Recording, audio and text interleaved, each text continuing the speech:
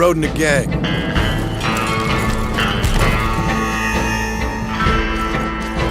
They left me to die after I'd been shot. I left the gang after the gang left me. I tried to go straight. I did. Then I got me more trouble. You can't change, John.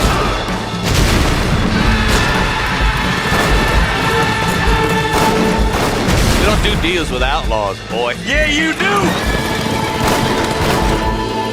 You are the bounty hunter, huh? Your country loves to make trouble in mine. Perhaps you come to hunt me, huh? You always did have a high opinion of yourself, John. This is America, where a lying, cheating degenerate can prosper. What will you do now, Mr. Marston? Now I'm gonna take my time and go after him the less kind way. It's gonna be a bloody job. I don't know any other kind. I was right all along. Savage heart cannot be conventionally civilized. Maybe you live in a different America than we. I'm gonna cut you up, piece by piece. Civilization is a truly beautiful thing, Mr. Marston. Well, old man, looks like things is about to get settled once and for all. So it seems.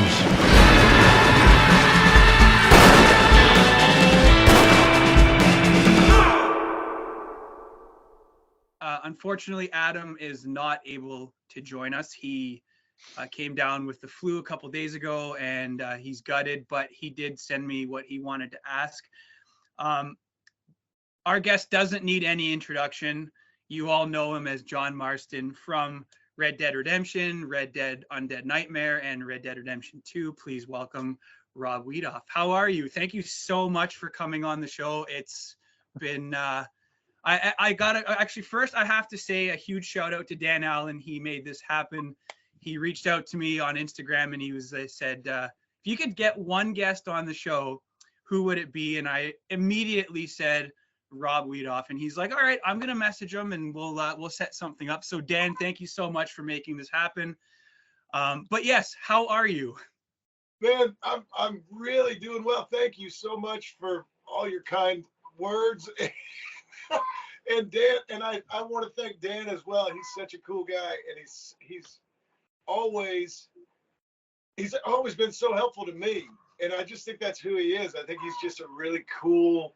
I want everybody to have what they want, what they need, be best prepared. He's a great dude, but I'm really, really excited to be here, and I really appreciate your interest in having me on. Absolutely. Well, I mean, it's just. I'll go back to, okay, first of all, I hear chickens. I hear chickens too, and I thought I was crazy. No, you do. I'm sorry. I hope they're not too loud. Yeah, I'm in a chicken coop right now. I mean, so this was at one time the chicken coop for chickens. And early on, when we moved here, my wife and I decided we wanted chickens. And we had 13 of them.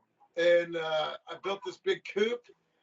And we were all about it. Then we realized that chickens lay eggs every day, each one of them. So we got overwhelmed with eggs and ended up giving the chickens away. Like we couldn't obviously eat all of the eggs ourselves. And then we couldn't even give away all of the eggs because so many people were like, yeah, we've already got too many. We can't take anymore. Anyway. So well, that's okay. With the price of eggs, you guys could retire.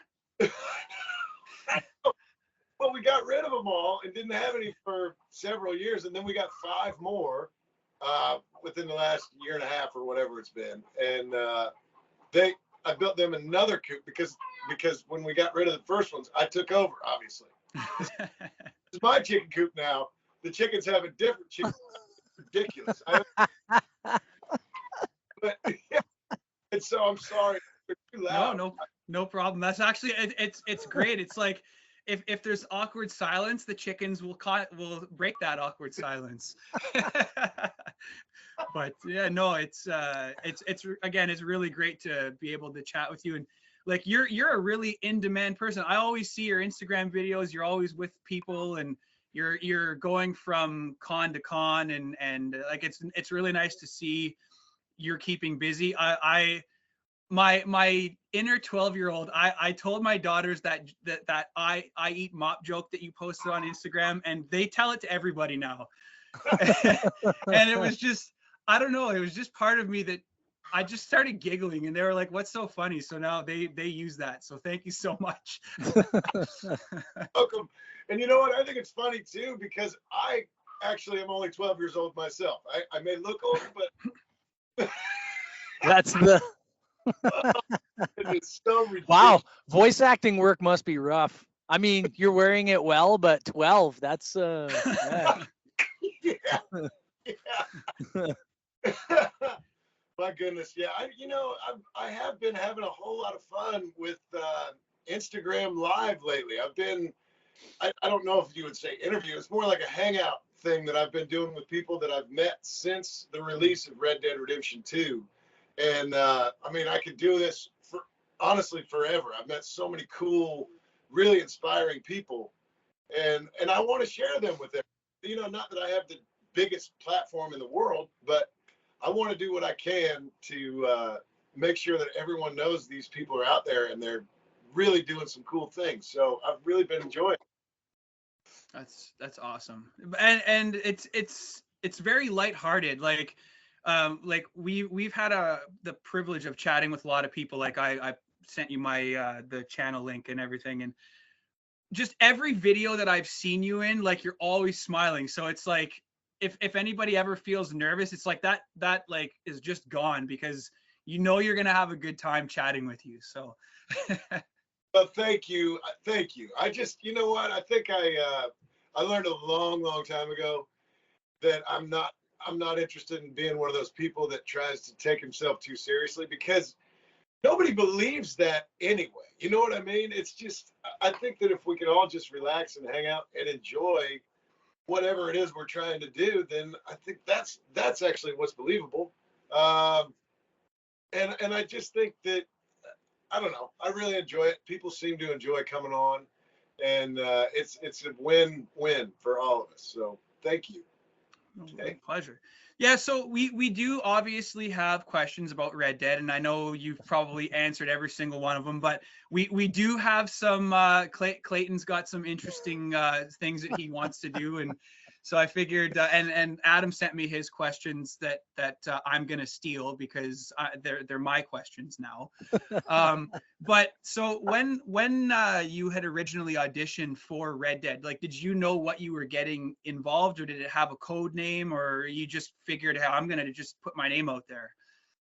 No. In fact, I had no idea. My agent nobody knew. It was a last minute audition. I mean, normally when you have an audition, you're given at least the location and time where you're supposed to be, whatever, the day before. And so then you can make plans if you have a job that you have to get someone to cover your shift or whatever the case may be. I was driving home from work. My agent called and said, hey, can you make it to this audition right now? Sorry for the short warning. This just came up, and it's for, they called it an untitled video game project. And so I honestly had no idea. I said, was this like maybe a commercial for a video game that's already been made or something? And they said, maybe. We don't know.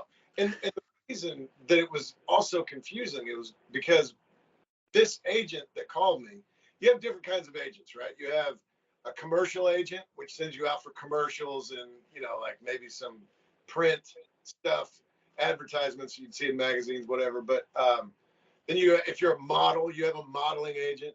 If you are doing movies and TV shows, that's called a theatrical agent. So you would assume if it was like a major... My lights just went out. Oh, no. My lights just went out. Okay. Did you lose power? I don't know. Well, my computer's on my battery power, so I'm not sure what's going on. Might be in the dark for a little bit. It's a good thing we're not live. No. Okay, whatever. Roll it. I'll do this bitch in the dark. Should I keep going then? I'm not sure what happened. Sorry, Rob. You were interrupted there. So. What? Seventh day. The first day. Let there be light. Yeah. Awesome. Well, you're back. Awesome. I am back.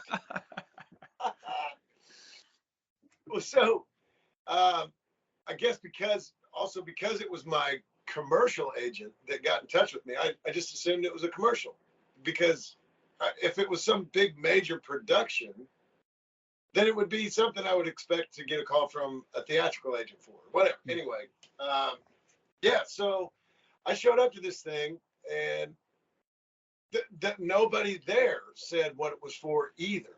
Nobody in the casting office said what it was for. So like a couple weeks after it was all done, I got a call from my agent, and they said, "Hey, that untitled video game project thing, you booked that?" And I said, "Awesome. What is it?" And they said, "We still don't know." It wasn't until I showed up, we had a rehearsal. And I thought, that's weird for a commercial, but whatever. I'm happy I booked a job. I showed up, and that's where I met the people from Rockstar, and they had this really thick non-disclosure agreement. And once I signed that, then they told me what it was. So, yeah, I had no idea what it was when I auditioned. Yeah. Yeah, I guess they have to keep it hush-hush, or else you just get too excited and you know. Well, and I'm so glad too that I didn't know, because think of the nerves. Like, my God, huge opportunity. I would have gone in there and been like a crazy person, I'm sure. Yeah, exactly. Okay, so roll the line. Yeah, my name's John Marston. Yeah. No, do it a little bit more calm. My name's John Marston. Yeah. Did I get it? Okay, that's it. Cut. Yeah. Thanks for coming by. We'll don't call us. Don't call us. Yeah. And I mean, you're obviously like, you don't have to change much in your voice. Like, did they just say go with your own voice, or did they throw different options at you, or? No, they didn't ever tell me to try to change the way I sounded. And again, I wonder if that, I did know, okay, you're a cowboy. The lines that I was given for this audition were cowboy lines, right? But they weren't any of the lines from the game. It was really weird. So first of all, I walked into this casting office, and there's a table in there, which normally there's no table there, but this table also had a pile of clothes, and just random, like t-shirts and sweaters and all kinds of stuff, socks. And they said, okay, so when you say your lines, we just want you to fold this laundry. And it doesn't have to be great, but that's what we want you to be doing. And I thought, and honestly, it was like, this is the weirdest thing I've ever done. I don't know what, nobody's telling me what this is, whatever. So I did the audition. And I thought, okay, so I don't know if I have the capability of trying to say all of these lines, because it was a long page of dialogue that you had to try to memorize before you walk in this room. It wasn't given to you in advance. It was just, here's what we want you to say. Try to memorize it.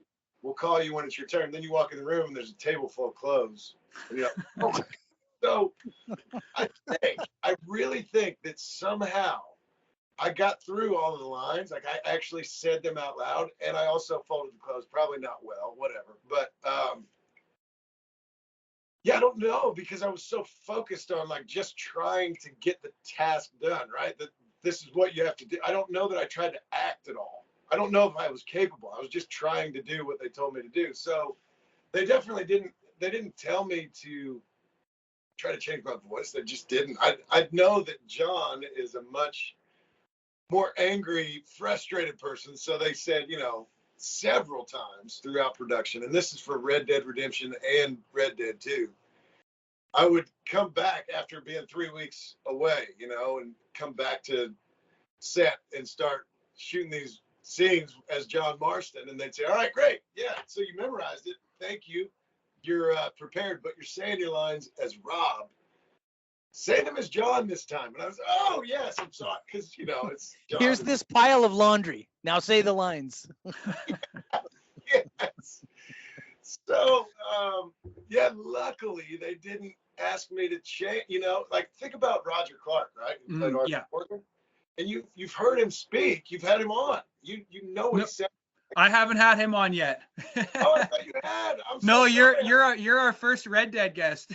Oh my goodness. Oh my god. I really thought that you had. I'm sorry. No worries. No worries.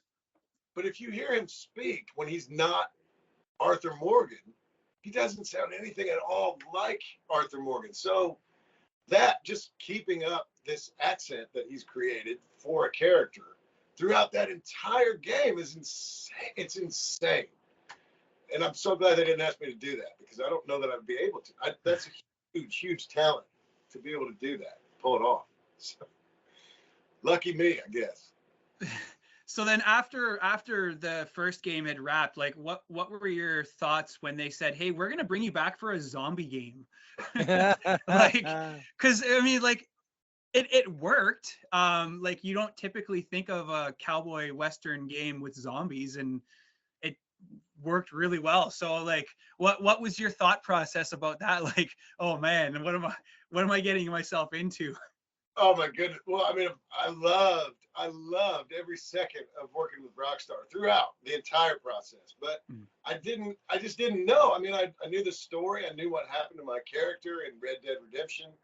And so I thought that was really, really cool. And what a cool experience. In fact, my wife and I, now I knew that I was going to propose to her. She didn't, of course, but she kind of.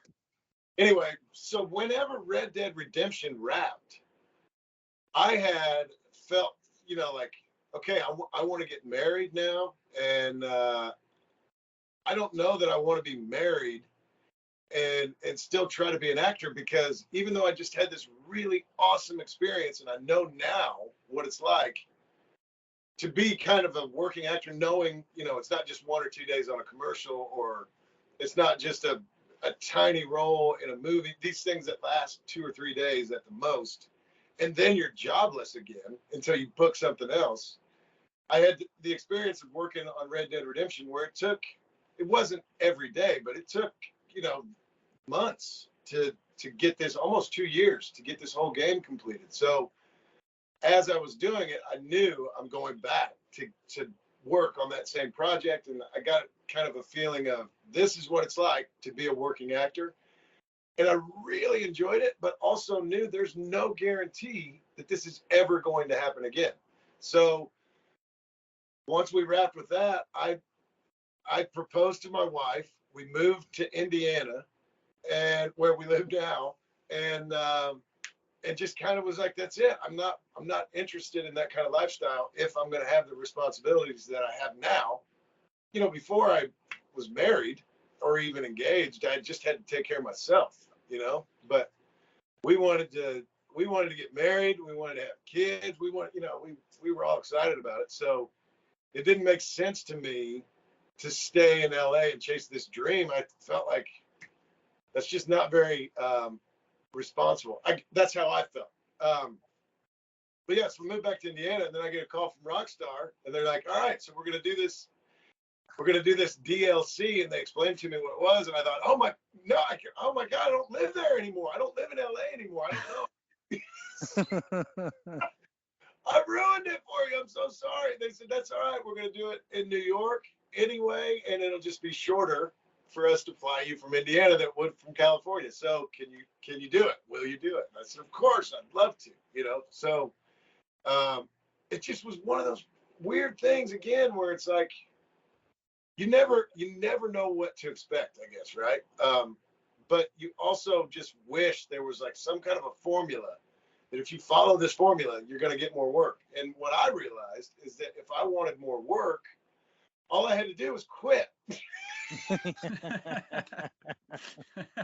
Move away from where the work is, and then the work comes to you. That's all you have to do. It's insane. Genius. I gotta try that. Yeah. In retrospect, do you think that your wife said yes to your proposal because you told her that you knew how to fold laundry?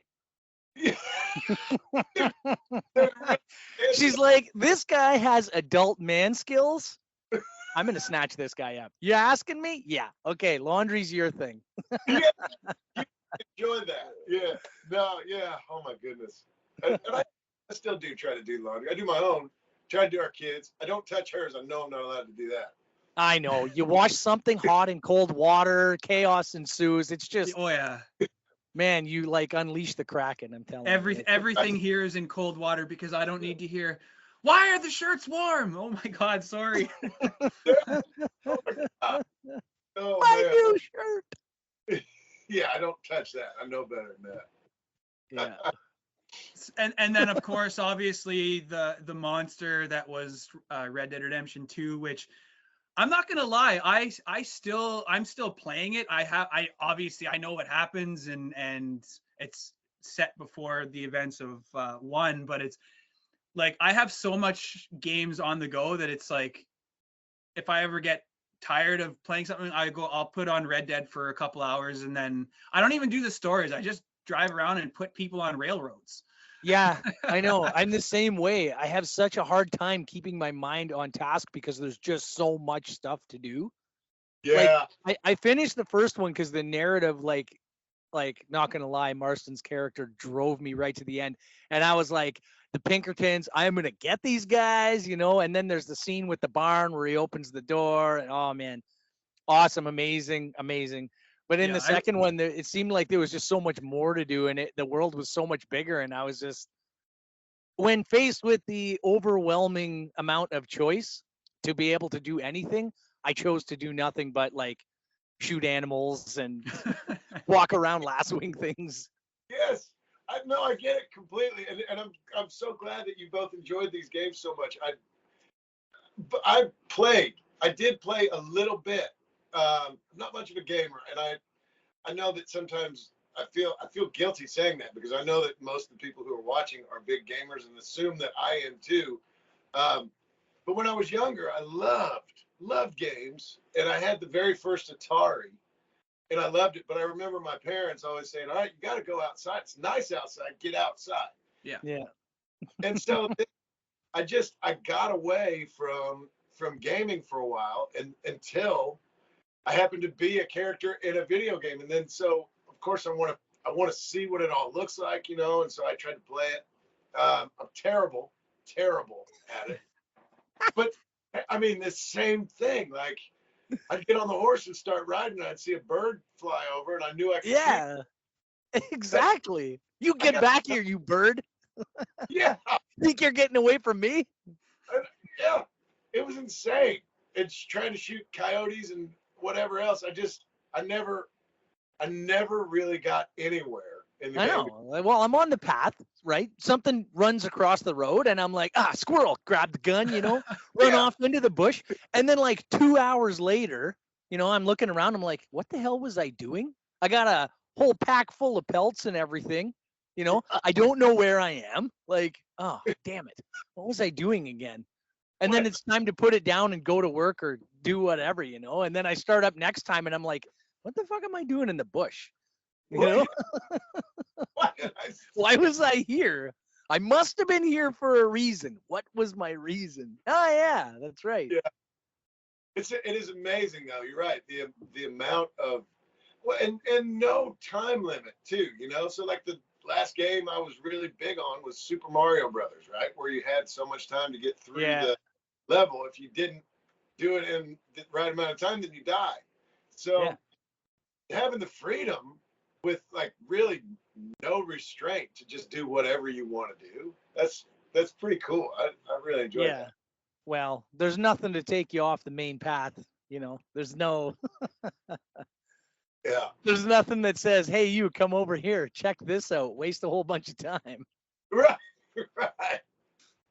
So were you surprised? Like I see again, I'm not a voice actor, so I don't know that side of how things work, but were you surprised when they called you to say, hey, we're doing Red Dead Redemption 2, or was that another secret that they were keeping you in the dark about?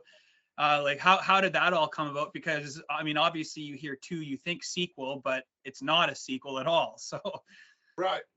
Yeah, I was blown away when I finally realized what it was that was going on, I thought, oh my goodness, this is so awesome. I'm so excited. Of course, when they first called me, anytime I hear from Rockstar, I'm like, yes, what's up? Not only because it's like a possibility that I'm going to get more work, but they're just cool people, you know? They're just really cool people that motivate you to be better. So anyway,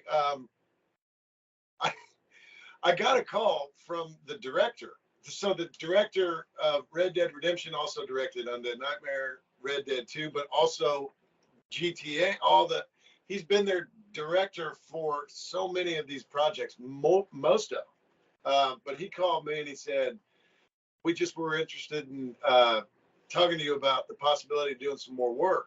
And when he originally called me, I thought, so in Undead Nightmare, when we did Undead Nightmare, there was a guy from GTA. I don't know which GTA this guy was. He worked on, but it was someone that had played a role in one of the GTA games, and they all really liked him, and he was a really cool guy. So they brought him in for Undead Nightmare for like 3 or 4 days to play this real outrageous character.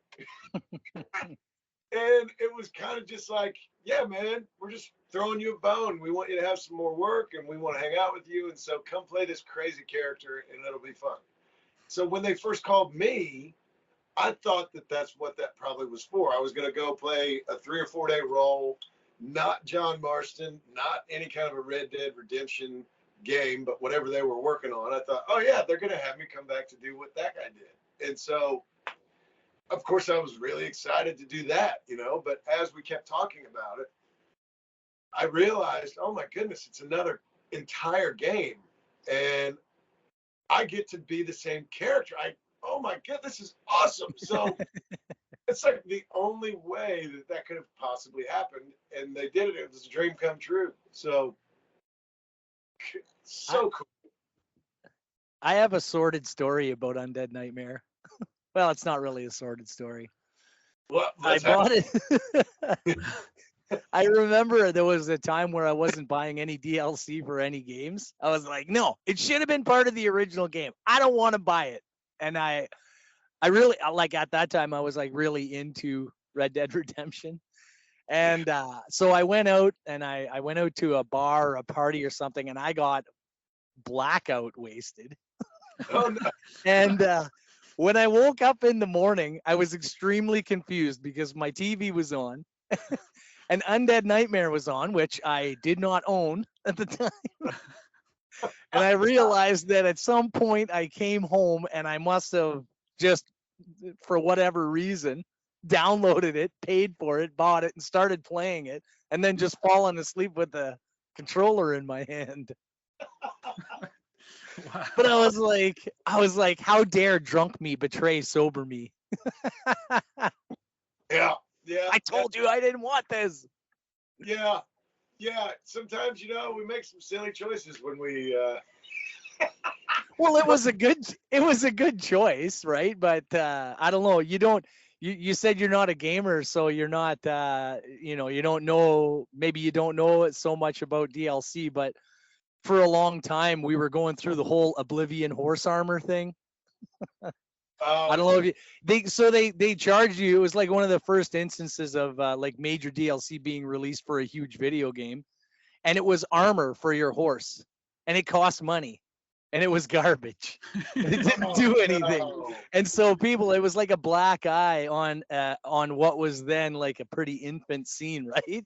And so for a long time, everybody just like horse armor always came up after, DLC was released. Yeah. And I still remember horse armor, and it's been like, what, 15, 20 years now?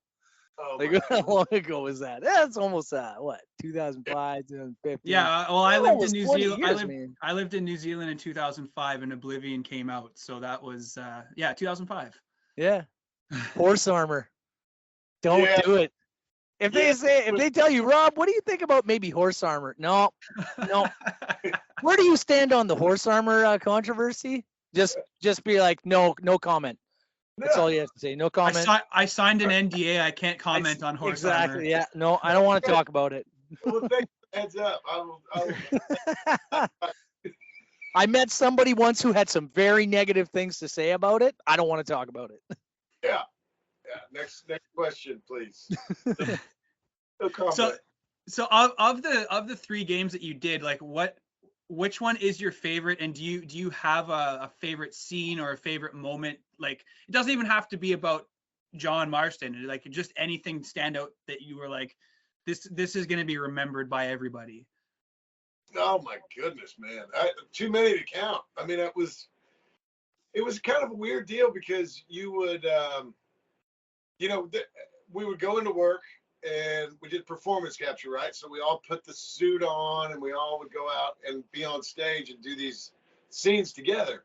And over the years of Red Dead 2, there were, I don't know how many people are in the gang, like the Vanderlyn gang. Are there 17 or how many? I could probably count them.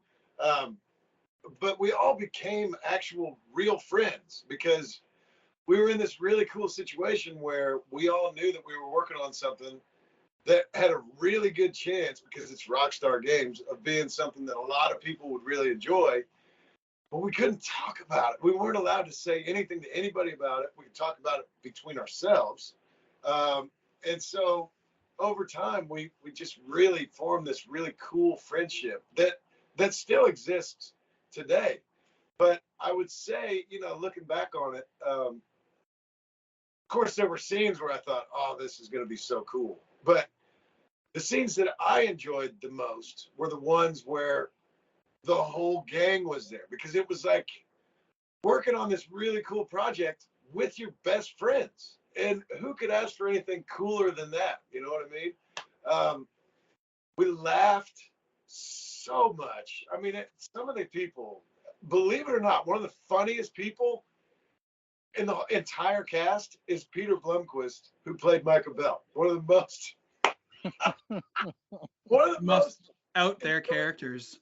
Yeah, but probably one of the most enjoyable people to be around in the whole entire project. He's just so funny and so talented, obviously, to be able to be so hateable, but also to be an absolute really cool person in real life. But anyway, I guess you understand what I'm saying about that, right? So when we were all together, that's probably what I enjoyed the most. But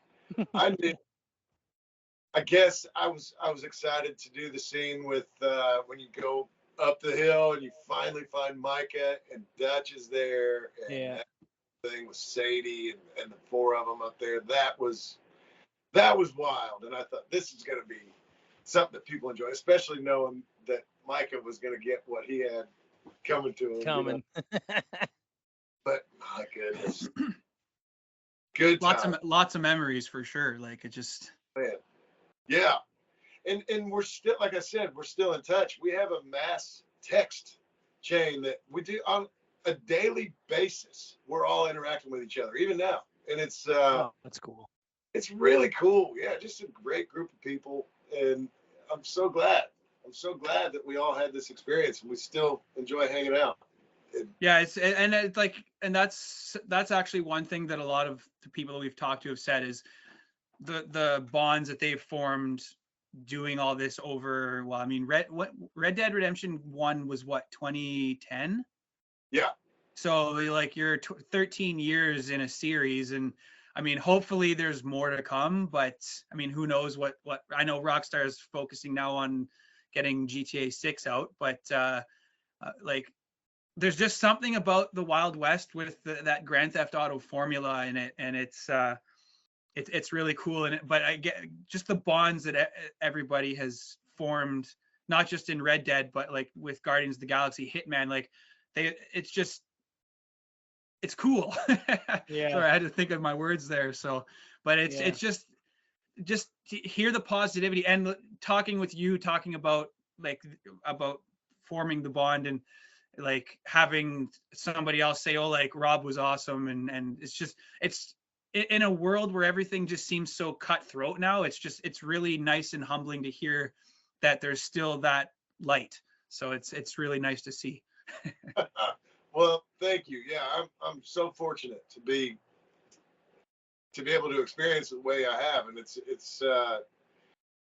I think you're saying too, like the community, right? The people who have watched and been part of, played the games and enjoyed them, and now so many, like you see all around me, all this artwork. This stuff is so cool, and it's all been created by fans of the Red Dead Redemption series. So now these people are creating even more, and it's I love it. I just think it's so cool. Is that my cue, Brad? I was gonna say, there's your my cue, cue? Clayton. You were looking for the opening, so I got something to show you, Rob, that we did for you. 1 second, I just got to pull here. Where are you? There it is. So I wanted to make, like, I do a lot of art on Instagram, and we wanted to make a picture of you for this podcast. And I made you something, and I'll put it up on Instagram if you want to. I'll send it to your email. You can maybe stick it on your wall, and hopefully if I watch another interview of you from the coop, I see it back there. And I don't know how well you'll be able to see it, but Look at that. Oh my goodness, man. That is insane. Wow. yeah. Man, thank you so much. You are so talented. Look at that. So the funny thing about that is that you know that you don't barely have any pictures online of you not smiling. So I'm going to need you to go ahead and get some more pictures out there of you not smiling. Because I took that from, that's actually a couple of different pictures of you, and I referenced them, and I kind of I copy pasted them together and then drew it from that. And I thought, and the thing is, that background, like the wanted poster background, is actually a real wanted poster from Missouri from 18 whatever. Wow, man. So I thought that was pretty cool. It's so cool. I don't know how. That is a huge talent that you have. Thank you so much for sharing that, man. And I can't wait to be able to put that on the wall. Of course, that's really, really cool of you. Awesome, yeah. Yeah, Brad saw it there, and he's like, yeah, that's good. Yeah, let's use that. Yes. My goodness. Thank you. Wow. That's incredible. Awesome, thanks. Yeah, he's done a couple of that for some of the guests we have. No, but yours is the best. Yours is the best. Yes.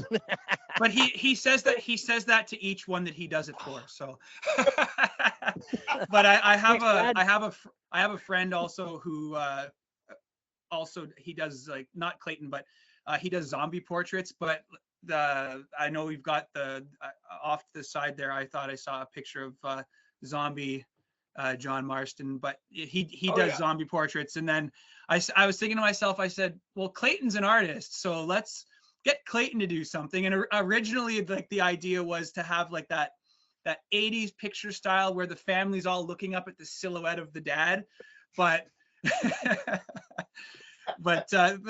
one actually works a lot better. So he showed me the bits and pieces of it as he was doing it, and then just before we came on, he's like, I'm trying to figure out how I'm going to show this. So I had to go back and watch another video on if it was the same kind of reveal on the phone, because I know he was going to do the drawing, but I guess Clayton had mentioned there was he didn't have the right ink or something. I don't know art lingo, so yeah. I bought some toned paper, and I was working on toned paper, but the thing is that I wouldn't have been able to make the print look proper. So I was like, you know what? I'm just going to do this. I did it on a digital art tablet. So I made it so I could, like, put, like, coffee stains and stuff on the paper, and you know what I mean? Oh my God, man. That is wild. That's so cool. Thank you. Well, thank you, Rob. Thank you. Thank you. But I'm wondering, do you do commissions and stuff like that? Every once in a while, somebody will ask me, but I don't. I'm not a professional. Like, I don't do it for a living. Yeah, right. Well, he's not a professional, but he's a professional. Yeah. I get it. I see what you're saying there. We're trying to help him get his. See, I don't like the word exposure. Like, you hear that on Instagram a lot, but we're trying to convince him to take a table at our convention, but he doesn't Yeah. have enough stuff to do right now. So No, maybe I'm just that- next year.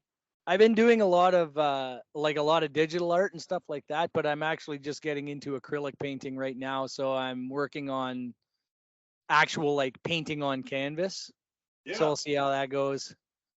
Well, Maybe man, there'll be a enjoy that. That's so Yeah. cool. I have to imagine because I'm not good at all at drawing or painting or any of that kind of art, but I would imagine that if you go from digital art to acrylic painting, that would be like the same thing as maybe a musician going from playing the guitar to now playing the bass. Like it would be totally different, right? Yeah, like you understand what music is, but you know, paint dries up. You know that? I didn't, and you can run out of it too. Yeah, well, I mean, then enjoy that. What a cool. Yeah. It's like a journey into the unknown. Yeah. I hope you're Yeah, really. it's been fun so far, but we'll see. I don't show anybody, but I turn out a lot of crap too. Well, his whole Instagram page is really good. He has an Instagram page that's devoted to it, and like just the passion that he puts into it. I mean, I haven't seen the bunk work, but he just like you can tell, like you can tell by the way he does his work that like he enjoys what he does. So yeah, it's awesome. So actually, it's funny when you were saying that your parents were telling you, go outside, stop playing video games. Yeah. My parents were telling me, start drawing and painting, stop playing video games. So Well, right on, man. Well, whatever. I'm glad that they encouraged you to do it because you're really, really talented, man. That's thanks, awesome. man. That's so cool. And also, too, for anybody out here who wants to do that, what you do and be good at it, like you said, you just showed us something that was so cool, but you also say that you put out a lot of crap. Well, in your mind, whatever, right? But I think that's cool that you're able to do what you do, but sometimes it's not perfect. And I think that helps people that are trying to get started to know that even someone who can do it as well as you do, it's not going to be perfect every time. So don't get discouraged, right? Yeah, exactly. Yeah. You just keep pushing through it. And I don't know, my fiance says that I'm like really hard on myself, but I think, you know what? It makes you better though. Yeah. Like you don't get everything in one take. I'm sure there's times where you're like, you say a line or whatever, and even if they say, yeah, it's good, you're like, no, I want to do that again. Let's do that again. Yeah. Gruffer, meaner, Yeah. Or nicer. Or nicer, yeah. Yeah. Oh my goodness. Honestly, I think that so many things in my life that I enjoy, and whether they're things that anybody else sees or not, I want to be good at them, but I'm not. If you're good at it on the first try, you probably got lucky. Try and do it again. See if you're that good again. You know what I mean? Well, that seems like kind of a good time to segue. Like, what are your like personal hobbies beyond like obviously you don't wake up in the morning and you don't like practice voice acting. Like how does this line sound? Yeah. You said you had chickens, so I imagine you must have like a fairly active outdoor life. Must do stuff outside. Yeah. Yes. My wife though is really the one that does everything for the chickens. I built the coop, right? I built the chicken coop for them. But since then, since the last bit of that was finished up, my wife has really done all of it. She loves it, and she's good at it. There's chickens, it doesn't take much to keep chickens alive, but like where we live in Indiana, it's winter right now, so there's not 14 hours of sunlight. You have to have 14 hours of sunlight for a chicken to lay an egg, right? So luckily chickens can be fooled by lights, like actual. Yeah.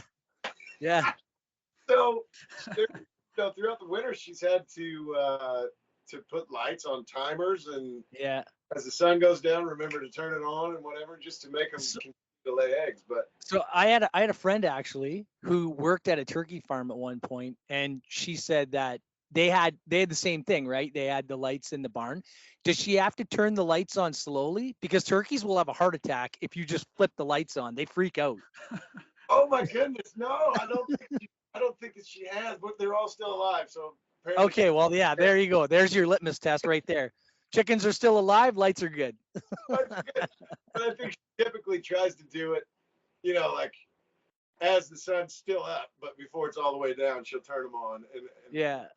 I don't know, honestly. I don't even know because I don't mess with it. It's her thing. You're gonna take that information into her. I know you are. You're gonna be like, did you know that turkeys will have a heart attack if you flip the lights on too fast? It's the craziest thing. I just found that out. It's just you know a lot about chickens. Why don't you fold this laundry? Get back to the laundry. But no, I love to be outside. So when it's warm, especially, it's that's where you'll find me outside. I'm not an inside sit around kind of person. I'm happy when I'm working on a project, whatever it is. I love to build things. I don't know that I'm actually really, really good at it. I don't think I would tell somebody else, like, I'm willing to build you a structure and accept payment for it. I don't know that I'm comfortable with that. But well, I was gonna say you're sitting in a structure right now that you built that still has a roof on it, from what it looks like. So props to that. Well, thanks. Yeah, I mean, it hasn't fallen down yet. Yeah, exactly. Right. It's survived chickens and fandom. Yeah.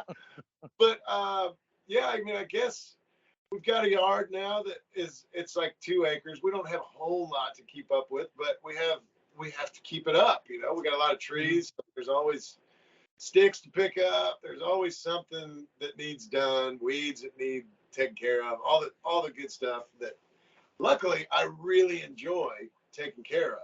But we've got 2 kids. My wife and I have twin boys that are 11 years old. So I think their hobbies really are kind of more what we do because we're trying to, because they're at that age. Yeah.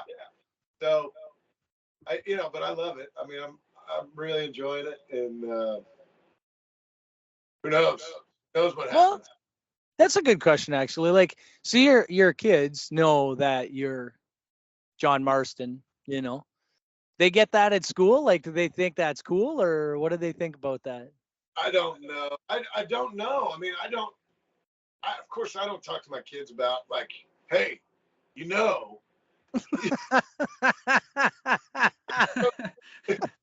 They would go, who cares, Dad? Get out of the room.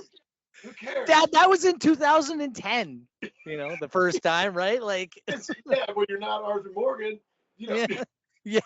I wish Arthur Morgan was here. It's kind of like that opposite where like David Bates and his daughters, when they found out that he was Agent 47, the boyfriends, and they were all nervous. It's like I wouldn't be able to imagine what that's like to like, my dad was the chief of police, and I always had people saying, oh, could I get a speeding ticket? It's like, just like, oh, can I get an autograph? It's just, I don't know. Full disclosure, Brad, I would have asked you to get your dad to get me out of a speeding ticket. I would have been that guy. I couldn't even get out of a speeding ticket. So yeah. But well, yeah, you miss 100% of the shots you don't take, though, right? Like, I'm going to use every angle. That's right.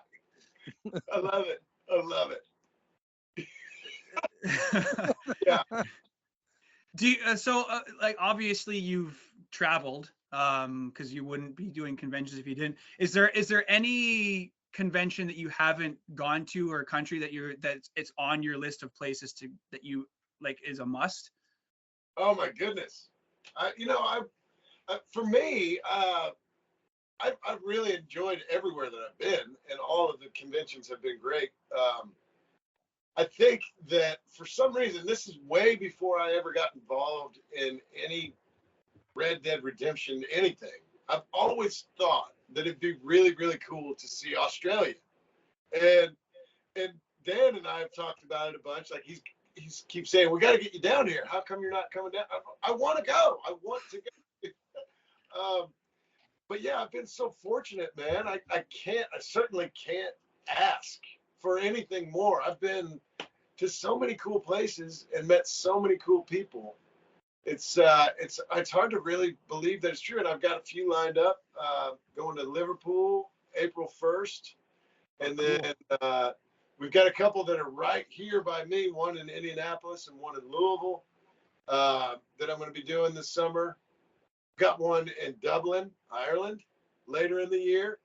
And also, this is really cool. Signed a contract for this just a couple days ago. There's a handful of us from the game going to Tombstone, Arizona. And they're going to have this really cool thing out there that we're all really excited about. So that's at the end of July. It's going to be awesome. I'm so spoiled. And it's, yeah, I would love to go anywhere, but I have a hard time saying, like, I want this. I can't anything more. I really can't. So, thank you for asking. But yeah. And like you guys was it Calgary? You guys did a convention? Did you came this way? But have you been to Fan Expo in Toronto yet? Yes. Okay. Yeah, I've been, and it's huge. It's like, it is. I don't know how many. What is it, like 80,000 people in a weekend or something crazy? Well, I think they added an additional day. I think they go Thursday now, and like, I think the one that just happened, I want to say it was like 140,000 people over the 4 days. Like, wow. Yeah, it's massive. That is wild. Yeah, that Fan Expo, they've really taken care of us. We've gotten to go to a lot of places through them. It's been such a cool experience. I've been to Kuwait. That's insane. I was in Kuwait. Roger, Ben, Peter, and I were in Kuwait. That's the first convention that we ever went to, too. So it was like this whole new world for 1,000 different reasons. And wow. Yeah. Like, just wow. Yeah. I mean, it was insane. It was so cool. And thank God, because, you know, the thing about it, too, is that I may be wrong, but I doubt that I would go to Kuwait otherwise, right? Yeah. I would probably never take a trip to Kuwait. But it was amazing to me to be there and to recognize that it's a really, really cool place full of really cool people. And I've always thought, like, anywhere in the Middle East is scary. Like, don't stay away from there because those people don't like you and they will kill you. This was just absolutely the coolest to see with my own eyes.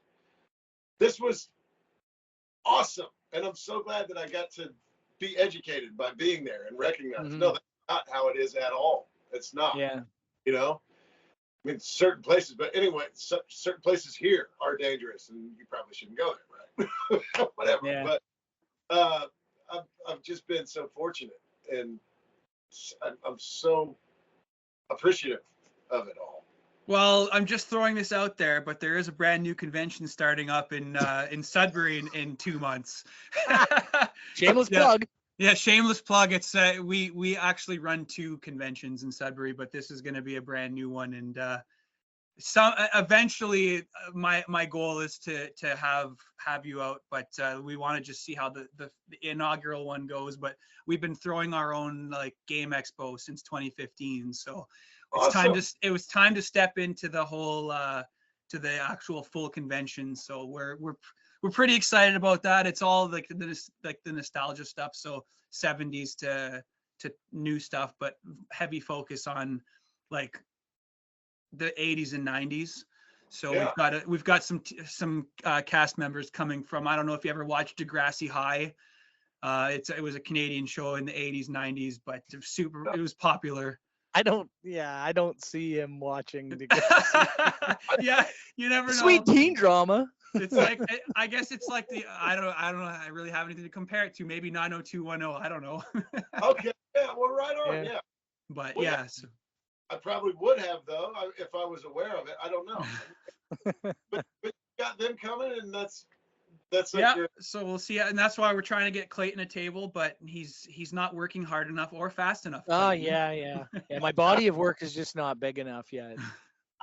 Well, you guys, I think that's awesome that you're doing that, and I wish you really, really all the success that you hope to have and more. It's so cool to be at conventions, I think, for everyone, because it's a place where, and I've never been anywhere else like it. I've been to concerts where there are thousands and thousands of people all excited about something, and I've been to sporting events, big, huge stadiums where you've got so many people who are all just, but when you go to a convention, everyone is celebrated and everyone is welcome. Everyone is, it's such a cool thing. And I love it that you're creating more of that for people, because I think it's really good for people to be in that kind of environment. It's awesome. It's really nice to see, like, our motto is recapture your youth, if only for a day, because it's like I'm almost 40 and my kids all play like the new stuff, but they have no idea what we played with growing up. So we feel like it's not being lost, but it's not something that anybody really touches on anymore, unless it's like a Nintendo or a Super Nintendo. But anything before that, even records, like they're making a comeback, but it's just, there doesn't, because everything you can get online, it's all like, oh, I can just go on Spotify and listen to that entire soundtrack. It's like, but it's the experience of taking the plastic off of the wrapper for the vinyl and looking at it and flipping it around and then putting it on the turntable. There's nothing like that anymore. Like, so that's what that's what we wanted to do, is to be able to bring that back. So yes, Rob, you're you're gonna have a nice tan on the bottom of your face there. Your chicken coop window's letting a lot of light in on the bottom. That's good. It's good. No, it keeps catching my eye too, and I'm gonna find, I'm afraid. But I'll get it here 1 second. All right, here we go. There, that's got to be better. Okay, yeah. So you said that you've been to concerts and stuff. So what kind of music do you listen to? Oh man, I love live music. I guess if it's live music, it doesn't matter. I just like being there watching people perform, and there's like the energy you feel from it. You know, I think it's really cool. But I guess the last concert I went to was, oh my goodness, it's been a while too. It was before COVID. I was in Las Vegas and I saw Aerosmith. Cool. I love like classic rock. I don't know if Aerosmith is considered classic rock, but I would say yeah. I mean, maybe it is now. Steven Tyler. Toys in the Attic. They started with the whole Dream On thing. Yeah, I would say that falls into classic rock. Yeah, I guess so. Yeah. Right? But so I don't know how old Steven Tyler is, but I think he's almost 80. I could be wrong. He's old though. I mean, but he is a rock star. I mean, the way that you see him on stage and the way that he performs, you're like, that's what a rock star is. Yeah. That's what that is. And so it was amazing. And so you see all these other, like bands, music is not the same today as what it was, right? No. Of course, that's okay. And I think that people that have learned to explore music through today's music enjoy that as much as, people who are older enjoyed what was presented to them in that time of their life. And so it's nobody's better, nobody's worse. It's whatever you like, right? But Chris Stapleton, I don't know if you guys know that. He's a music singer. Yeah. I saw him in concert. That was awesome. But at John Mellencamp. So I don't know if you know John Mellencamp at all, but the song Small Town. Yeah. That's about my hometown. John Mellencamp is from Seymour, Indiana. That's where really? I do, yeah. So yeah, and it's I mean maybe I'm biased, right? Because I think we're all so proud that we're from the same town as John Mellencamp. But I don't know. I there's not music that I hate, I guess. I I like something you can sing along to, and Yeah. but I was in Alberta once actually, and I went to the hometown of Nickelback, Hannah, Alberta. Hannah, Alberta, real small, tiny little town in the middle of nowhere. Wow. And I was there for like 2 or 3 days or whatever. I was on a job, and every store I walked into, I would just walk in like wide-eyed, looking around, like, "Oh my God, this is where Nickelback is from. Do you guys know Nickelback?" And I would just really like rib everybody I saw about it. And as soon as I would ask, you could just see the eye rolls. Yeah, this is where. Yeah, Nickelback's been in here. Chad Kroger's been here. You know, I'm like, wow, that's so amazing. I really just played it up. It was so much fun. It was like, if Nickelback wouldn't have come from that town, though, there would be like literally nothing else to do there. Yeah. That, you know what? Honestly, that's kind of like my hometown too. It's a little farm town. Yeah, I shouldn't say that. There's a lot going on here now. But yeah, I don't know. But that is fun that you did that. Yeah. It wasn't like mean or anything. It was just like, well, let's just have some fun with these people. And I mean, maybe they didn't have as much fun with it as I did, but Right. I'm sure that they get it. Like every person who goes through that town, who knows that that's where they're from. Well, they actually have a sign at the edge of town, Hannah, Alberta, home of Nickelback. I'm sure of it. I'm pretty sure I have a picture of the sign. So I'm like, you guys asked for it. Like, Yeah. you got this coming. They're begging for it. I love it. Yeah. So when you were here for the conventions, did you get to try any of the Canadian cuisine, like poutine or anything like that, or and like do you have a standout food while you were here? Because like what I would like to do is like and I think you and Dan had talked about this on one of his streams, was I'd love to send you Canadian only foods and have you do like a taste video of. The only thing I can't send you is Kinder Surprise, because I'm pretty sure that's illegal in the States right now. So Oh my goodness, what is this? it's Kinder basically- Surprise? It's a chocolate egg that has a toy in the middle of it, and it's illegal in the States. I don't know why. It's illegal in the States because the toy is inside of a food and it presents a choking hazard. It's a legality thing. Yeah. I didn't know that you guys didn't know what they were, though. I thought that everybody on stateside was like secretly wishing they could have Kinder eggs. I didn't realize there were people who didn't know what they were. That's amazing. No, It's I've never crazy because they're so common up here. Yeah. Well, But they're everywhere. Well, yeah. I mean, I guess if you, well, I can't even ask you to send me one because you might get thrown. Or I might. You'll have Pinkertons at your door wondering why you have a Kinder Surprise. Yeah. Give me that. Oh man. But yeah, I would. Oh man, if I would have thought of it, I would have actually bought a Kinder egg and cracked it open so you could see it and assembled the toy and everything. The toys are cool. Like, yeah, cool. they're Wow. it's well, I'll see if maybe we can sneak one in there. But I definitely love to send you some stuff that you can't get anywhere else here other than here. But did you, like, obviously I can't send you a double from Tim's, but No. Oh my goodness, I'm trying to remember. So first of all, as far as the food goes, we had some great food. In fact, the green room of the convention was catered by a chef, a culinary school, and it was fantastic. They had all kinds of really good desserts for sure. But I remember specifically there was like can't remember what type of meat it was, but I kept eating it. I kept saying, "This is so good. Thank you for making it. This is so good."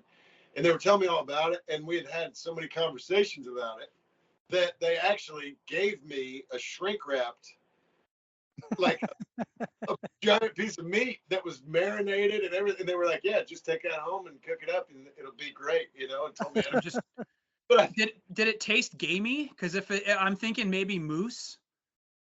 No, I don't. No, it wasn't. Well, they didn't tell me that it was moose. I don't remember what it was. But the problem was I couldn't take it home because I couldn't go through customs with this slab of meat. So I gave it to one of the Fan Expo guys who I saw, after that. And he said that he put it on his smoker and it was excellent. So I'm really glad that it was enjoyed by someone. Oh, good. There's also there's a coffee shop chain there. Tim Hortons. Tim Hortons. Yes, Tim Hortons. And somebody asked me if I get the chance. I think I made a post when I got there and said, "Hey, everyone, come hang out with us at Fan Expo, at whatever." And somebody commented on there, "Have you been to Tim Hortons yet?" And for whatever reason, I decided that Tim Hortons, without knowing anything at all, I decided that Tim Hortons was a steakhouse. They said, "What would you like to order to drink from Tim Hortons or whatever?" And because I decided it was a steak, I said, "Yeah, if I go to Tim Hortons, I'd probably get a Miller Lite because I think that's completely embarrassed myself in front of. Oh no, man! Now I'm gonna go to Tim Hortons and see if I can get a Miller Lite to see what happens. I mean, right? You miss 100% of the shots you don't take. That's right. Give it a shot. You just never know. Oh my goodness! But I like my steak medium rare. Yeah. Hook me up. It was still there. I was still at the convention and I saw somebody with a Tim Hortons to-go cup, and I was like, "Oh no!" Oh. Okay. Hey, you can't have beer in here. Oh my goodness, man! Yeah, leave it to me. So. Okay, Yeah. well that's good to know. Maybe we'll send some stuff your way and get your reaction on them, because my kids, their go-to snack when they're watching a movie they're called all dressed chips, and it's basically every flavor you could think of just on a chip, and you can only get it here. That sounds really awesome. That's a Canadian thing. Yeah, all know dressed, that. and I'm pretty sure ketchup chips are Canadian too. Really? Yeah, I'd be right. They might have them here now too, but I don't. They're coming. I think the U.S. is catching on. That people are enjoying these ketchup chips and sea salt, that kind of stuff. I went to Canada and tried it there before it was available here, at least that I was aware of. But yeah, man, it's. I would love that. Thank you. Yeah, absolutely. I mean, I can't. Maybe what I'll do is I'll send you a Tim Hortons cup and a Miller High Life beer, and then you can say that you're doing it. Exactly. Yeah. But there's two things, so we call it anytime my wife and I were doing a road trip, even if it's going to get groceries on my road trip, okay, we're going on the road, going to Tim's first. It's the Canadian thing. It's like a way of life, and you do. Oh man, I'm losing my thought of. I can't talk right now. Holy crap! I just want a coffee from Tim Hortons. The two things that you have to do when you're here is you have to have a Canadian maple donut with a double coffee and a poutine from Quebec, and that's just French fries, cheese curds, and gravy. Oh yeah, that actually sounds really good though. Oh no, yeah, it's really good, and I'm still amazed that in popular media I see so many American shows making fun about poutine and fries and gravy. I absolutely can't put ketchup on my French fries. It's got to be gravy. Yeah. It's gravy on everything. I don't know. Maybe it's because I need to carry around an extra thick layer of fat for these harsh Canadian winters. But it's gravy or nothing. Well, I mean, I guess you know what you like. You run with it. Enjoy it, man. But yeah. I guess it's not as different, right? The food, I don't think, jumped out at me as I don't know what to eat. I'm in Canada. Yeah. It's not like that at all. No. But yeah, you definitely have some things that sound really interesting that I'm learning about right now. The grocery stores up here, there's international snack aisles too, eh? Well, there's international snack sections in the snack aisles, and for a while I would go and I would get they would have cheesies and stuff and snacks from like places like Japan and Asia and whatever. And I would sneak one into the cart, and then when we got home, I would try it out, and a lot of them were not good. None of the ones I tried, anyways. I'd be like, "Oh yeah, I'm trying to check this out." And, oh, what is this? Is this supposed to be a wet potato chip? What is this? Oh, yeah. So, so at least, like you said, there's like there's a commonality between foods. Everybody agrees they like steak or whatever. Yeah. Yeah. The Tim Hortons double and a maple donut, yeah, for sure. Oddly enough, though, Tim Hortons now does sell steak wraps. Yeah, actually, that's true too. Yeah. Well, then, so they should definitely have Miller Lite too. What time do they close? Do you know? Are they open? Some are 24 hours. They open at Miller time. I'm just trying to make sense of what I said, and I don't think it's ever going to happen. Oh well. But yeah, we'll definitely get something set up and send it your way, and then Clayton can maybe get that. We'll figure out something on how we can get that picture printed. Mm-hmm. But I mean, for now, yeah. Yeah, I'm gonna print it off, and it'll be just good make times. Make sure that when you open it, that you're the first person to open it. Somebody else opens it and they see your face, they're gonna, hey, there's a reward on your head. I can make $2,000 off you. Yeah, well, no, that's very thoughtful. Thank you. I think that'll be awesome. All of that. That's really cool. Clayton, you said you had some interesting things you wanted to do. So why don't you do that?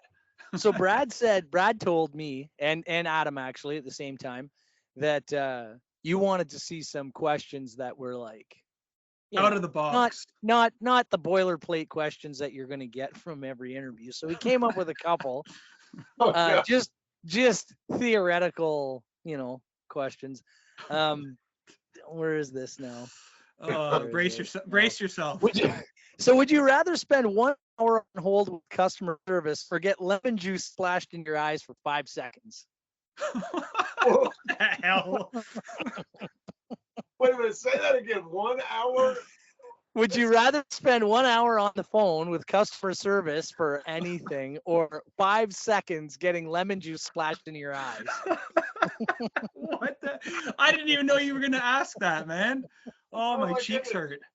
Honestly, yeah, I think I'd take the lemon juice, and they can also like kick me in the nut while they're doing it. Yeah, right? See, Brad, it's not about the result. It's about the reasoning that goes along with it. Dude, my jaw hurts. Yeah, I can tell that you're a man who comes from an era where we had to spend time on the phone with customer service, and you would wait hours and hours, and you know what it's like to be on hold. Yeah. Yeah.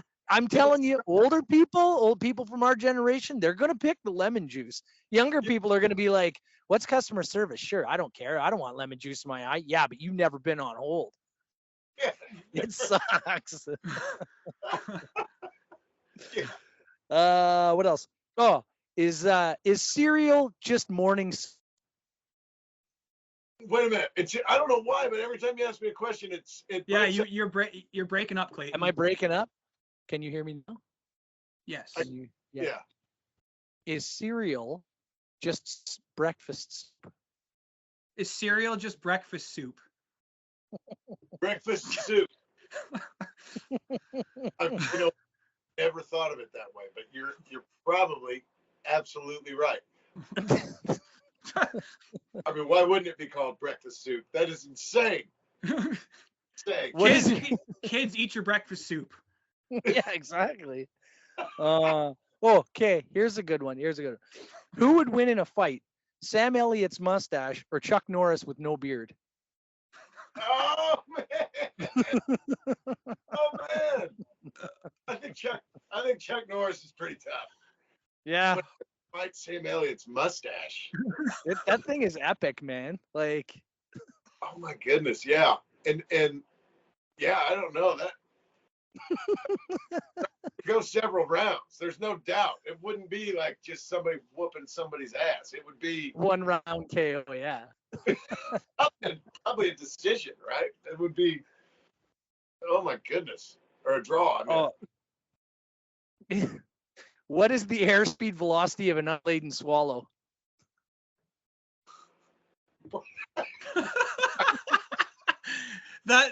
You have to think back to the Monty Python days.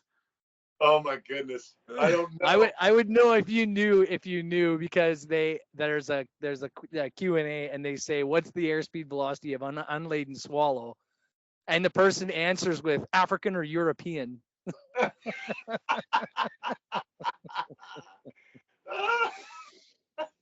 I wasn't sure if you were gonna get it, so I saved that one for last. No, Not a Monty Python guy. I'm sorry, but I like.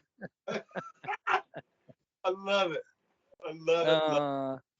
I don't know. Oh, your favorite state of matter. He was so ready to answer too, and then you just paff. Solid's pretty good. I'm pretty happy with solid. I'm pretty happy with solid matter. Yeah, that's probably my favorite state. Oh, I could go on with these, but I think you get the point. I love it. Well, thank you. That's very kind of you to come up with some different questions. I appreciate it. Well, you know, we try to be a little different up here. Next episode recording he does with someone, he's gonna be like asking them what the mass of is a swallow, and then I don't know. Yeah. No, it'll be new and different questions. I remember we interviewed somebody once where who was it? It was who was it that we voiced that we interviewed, and we started talking about gardening.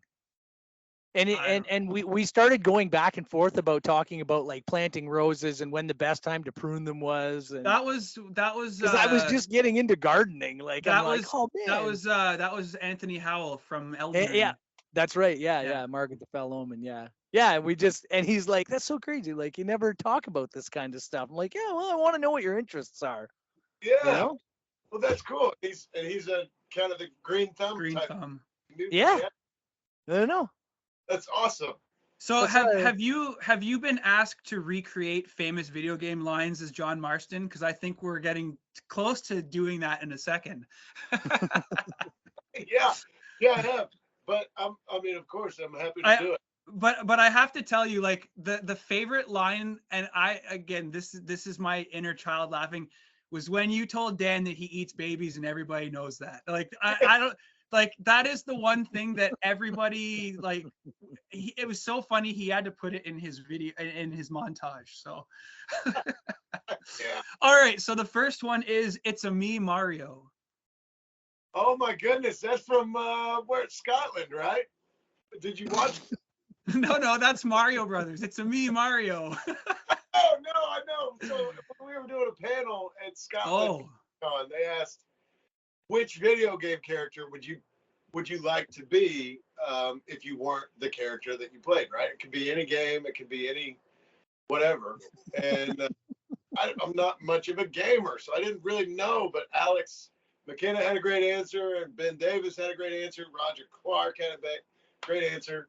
And I was like, probably Mario from Super Mario. They had me say, but the moderator was a woman, and she said, "Can you just do the it's me, Mario?" So I tried to copy it just like that. Use that cut. Use that cut, Brad. Okay.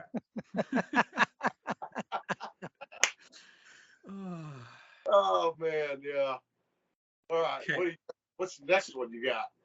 Okay, so this is from one of my other favorite chats. It's time to kick ass and chew gum, and I'm all out of gum. Duke Nukem. Oh man, you want me to say that one? Yeah. Excuse me.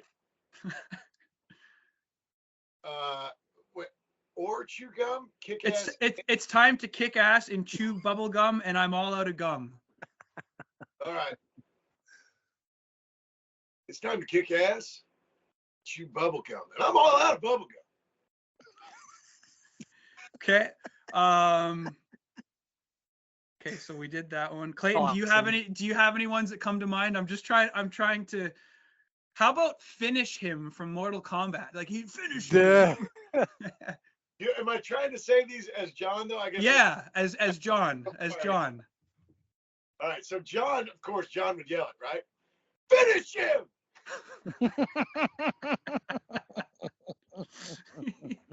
Oh, that's epic. That's epic. How about, this is more of a quote, but it's from the Fallout series. War never changes. War never changes. Everybody knows that. Come on, Clayton, you gotta think of some lines. I'm flipping through this list and I'm like, okay, well let's expand it past video games then and go to movies. Robert Duvall, Apocalypse Now. I love the smell of napalm in the morning. Smells like victory. You must know that line. Yeah. I think you rock that one. So, okay, yeah. I guess I it's hard for me to think like I'm trying to think of like a setting that would be funny for John to say this in. I don't know. Campfire. Campfire time. Well, I love the smell of napalm in the morning. It smells like victory. That's so bad. So bad. It's like a soundbite. Rob Marston drunk around the campfire saying napalm. I love the smell of napalm. I love the smell of napalm. I love the smell of napalm. Okay, this is more of a throwback to the Oregon Trail, but you have died of dysentery. You have died of dysentery. That's all I got. I got nothing else. That's awesome. They never voiced that. They never voiced that line. That was just a quote. But if they ever do, you're gonna send that sound clip into whatever studio it is, and say, "Give this man a check, because he needs to voice this line." I guess you know what? I don't know what I'm auditioning for, so maybe it'll work out. That's kind of how that. Yeah, works. Exactly. Well. So do you see have a pile of laundry though? You'll know. Yeah, like, you'll know what exactly it's for. And the bigger it gets, it's probably just another entry in the Red Dead series. Yeah. Do you have any projects that are upcoming that you can talk about, or is it like you don't know? No, I don't have anything. I'm trying to remember if. Well, no. The short answer is, but I don't. I guess what's going on with me right now is because I traveled back and forth from where I live now to New York for the 5 years that we were in production for Red Dead 2. I've really enjoyed just being home with my wife and kids because when we started working on Red Dead 2, my kids were 2 years old, and when I finished, they were 7. And wow. Yeah, and so I won't even say the majority of the 5 years, but for a lot of that 5-year period, I was in New York more than I was home. So it's kind of like, for me, I know that I've really, really been fortunate to be part of something so special, but I guess I've been more interested in just being a dad and, a husband and all the things. So I've not been trying to find anything. I haven't been approached by anyone either saying, "Hey, are you interested in this?" So it's, who knows? Who knows what'll come in the future? But right now, I'm happy to be just dad enjoying. mode. Yeah, that seems like a good problem to have. Yeah. Well, I have 3 kids and they're all girls, so I'm way outnumbered. Yeah. But, I enjoy nothing more than coming home at the end of the day, or if I work morning shift, picking them up at school. And my oldest is now at that age where she's still my girl and my daughter, but friends are more important. So I'm trying to she just turned 12. So we're like next year I'm doing a big trip. It's more for me, I'm not gonna lie. But no, it's for her. She made some really good friends that visit us from New Zealand back in November. So I'm taking her there for 2 weeks. So that'll kind of be our trip, and I'm really looking forward to it because I lived in New Zealand for a year, so I just to be able to go back. But yeah, I love coming home and just being with the kids and like oh my God, I'm in a trap now. 7, 9, and 12 is the age group. Wow. Yeah. So, What a great age. They're all that's so much fun, man. Well, enjoy it. And they're all old enough that they like their space, but like they're still within that age bracket where Brooke's not too old for them to play with. So it's good to see. Like, I mean, obviously, like all siblings and especially sisters, they're always screaming at each other. Yeah. But at the end of the day, they play very well together. So. Oh, good. Yeah, very. It's great. It's amazing, like people talking about kids and how much enjoyment they get out of their kids, right? You don't recognize that and really understand it until you have kids. You can hear everybody talk about it, but it's amazing. So yeah, I'm glad you're enjoying it. I'm enjoying it too. It's kind of the way it goes. Clayton, you're enjoying it. I am. I'm having fun trying to teach children how to be adults. Realizing that instructions when given are not necessarily understood the first time, the second They're time. more of guidelines. 1000th time. Yeah. Yeah, and actually, and my fiance and I, we're getting married this year, so that's our big story for the year. So Awesome. I love her very much, and she knows that I can fold laundry. And she knows that I can do dishes, right? So she's like, oh yeah, I'm snapping this guy up. I mean, I recognized your story right away. I was like, yeah, I'm telling you. She said yes because he did laundry. I know it. Yes. I am slowly unraveling the inner intricacies of the female mind. Yes. Well, my God, man, we've got a long way to go. Yeah. Man, yeah. It's a big book. Yeah. Congratulations to you on your engagement. That's awesome. Thanks, man. Yeah. See, where's the chickens? It's awkward silence. They're sleeping. I know, right? I know. I've shut my curtains in this room are like this. It's Sound. like basically because Sound dampening curtains. Yeah, I think the curtains have muffled the sound, but I don't know. I guess I can't even open them again because then I'll be blind. It'll be like turning the lights on when you're waking up a turkey. Yeah, I might die. I shouldn't do. I'm not trying. I'm telling you, I had no idea that was like a real thing. And she's like, oh yeah, like for real, they will die. So they are told, yeah, first day on the job, do not flip the lights on. Use the slider or whatever, and because they'll and that's it. And then you got dead turkeys, and you have to go in and some of them, even when you turn the light on slowly, will just have a heart attack and die. So you have to go in and clean out dead turkeys, which I mean, yeah, I know. It was weird. I'm like, why are you telling me about this? Yeah. You're not doing this job now.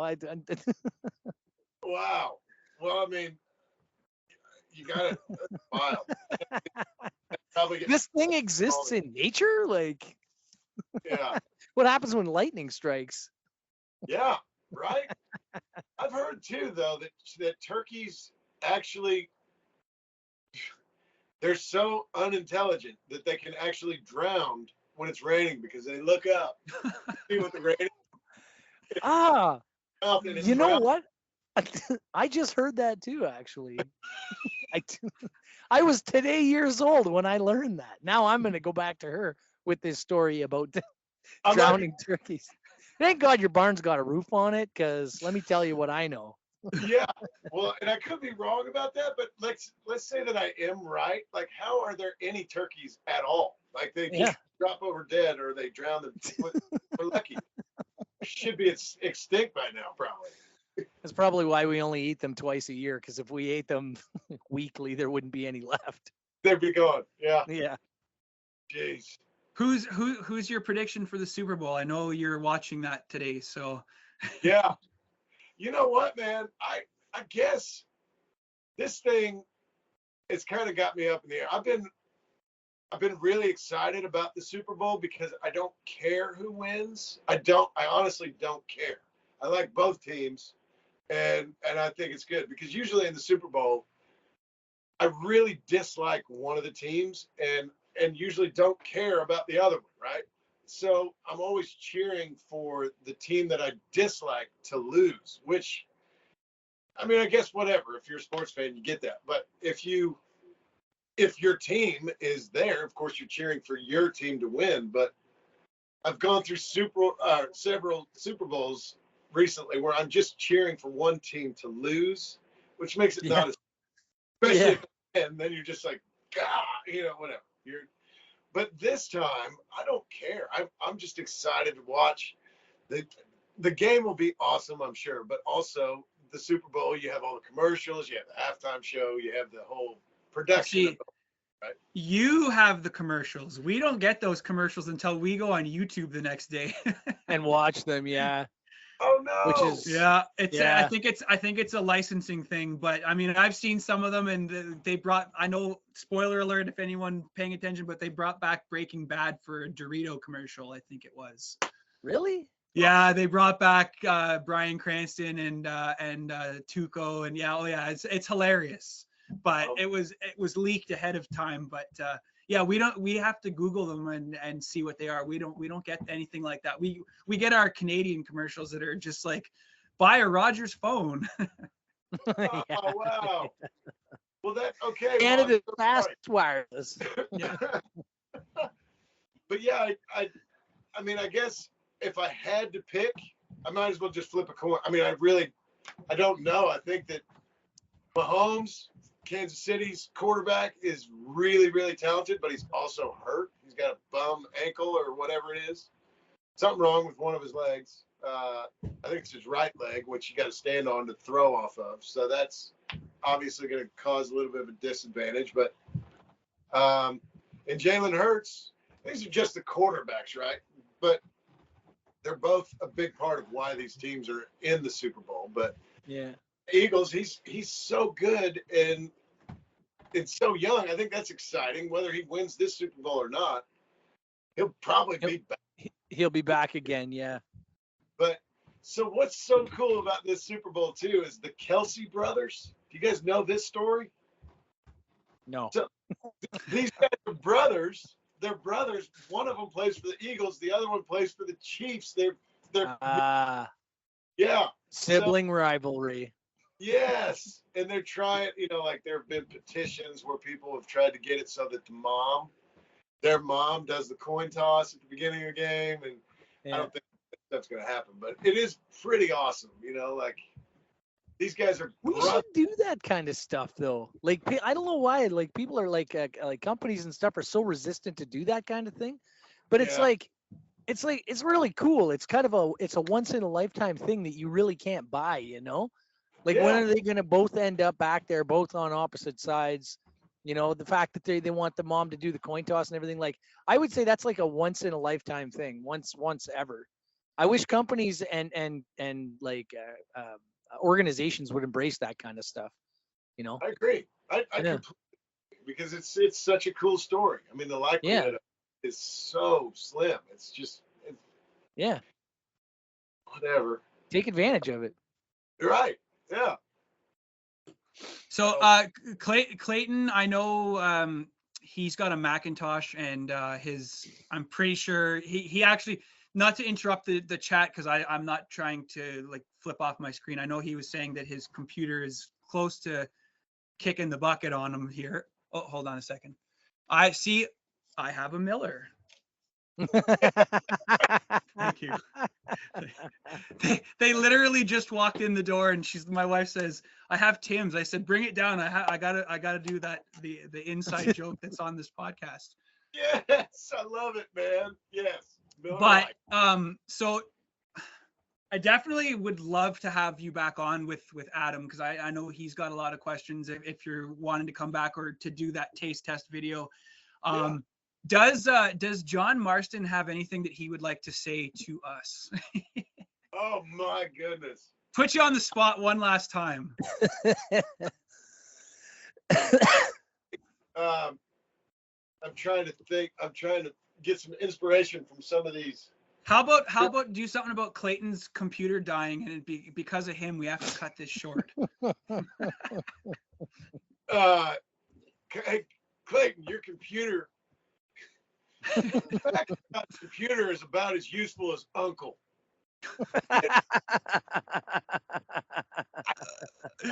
That's all good. No, that's amazingly insightful and also 100% correct. Oh man, that's probably nothing against Mac. No, I use this laptop. I gotta say, this thing is like 6-7 years old. I use it for absolutely everything. I use it for all of my art and whatnot. So I can forgive the fact that the battery is not what it once was, because I put this thing through its paces like every day. So yeah, well, for some kind of technology these days to last for as long as that has, that's pretty awesome, really. Isn't it? The kids don't touch it. Yeah, that's the key. Sure. Yeah. Awesome. Again, I really appreciate you taking the time out of your day to chat with us, and definitely I want to do this again with the whole team.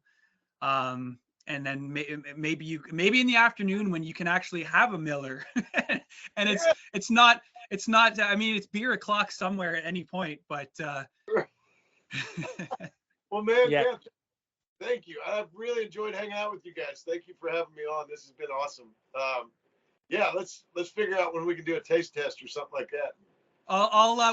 So what I'll do is I'll find some stuff like that is not hard to find, but stuff that I'm pretty sure you haven't tried. You have to try the all dressed chips. Like there's no ands, ifs, or buts about that. But I'll also see what I can send that's not going to be confiscated. I'm like 99.9% sure that as much as you would love to try a Kinder Surprise egg, that's not going to happen. So, but we'll definitely figure something out for that and get that sent off so you can have some Canadian cuisine. Yes, thank you so much. Thank you. Awesome. I'll look forward to it. Absolutely. Right. Perfect.